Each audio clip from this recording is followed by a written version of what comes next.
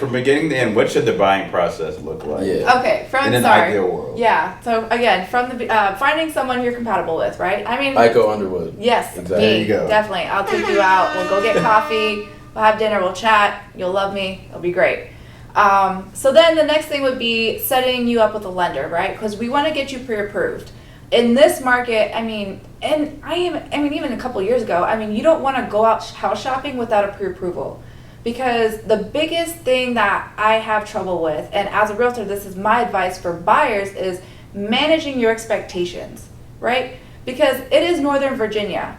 So you're probably not going to get this brand new construction with stainless steel, with a big yard, with this sweet master bedroom with jacuzzi tubs for $250. It's just Heck no. it's not. So let's manage expectations. As long as you work with me, I can work with that.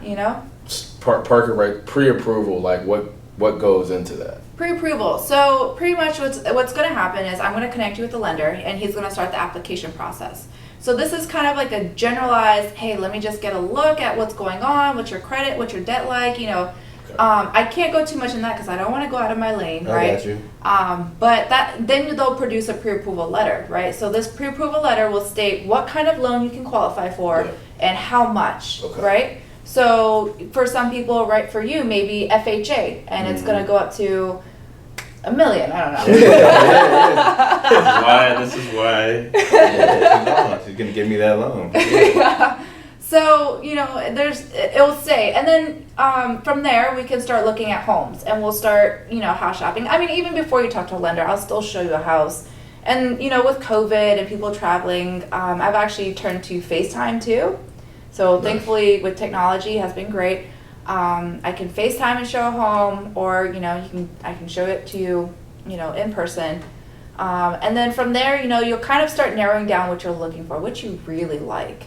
Yeah. And then, once you find something, we'll put an offer on it. Depending on what's going on at the market, what's going on with the house, will depend on how I recommend you do your offer. Because there's so many variations. I mean, we can't even cover it right now. Right. With how many variations there are to get someone to want your offer. And then from there we start the process to close, and usually it's about 30 days, give or take. And from there you close. Does pre-approval pull your credit? Yes, it does. It's like a soft. What was your question? Does it Different pull type. your- This pre-approval pull your credit. Yes, it's a soft hit. However, I highly recommend it for people because although yes, it's a soft hit and people freak out of your credit score, even if your credit score was low, they can actually look at it and be like, hey, you know what? If you just put 150 here and 200 here, it's going to go up like 20 points. Like I've literally seen that happen so many times. I'm like, wow, why aren't people doing this? So yes, it's scary because the credit scores are like safekeeping, Right. but it doesn't hurt. Really doesn't hurt that much, like as people think. It doesn't really hit your credit if you do Yes. the close within, I think it's like 90 days or something like that. No, There's a period where it won't hurt your credit if you move within a time period. that I can't speak on, but if you, just like shopping around with different realtors, you can shop around with different lenders too. And if you pull it within a specific time period, it'll show as one. Yeah. So that is something I also recommend doing. Okay.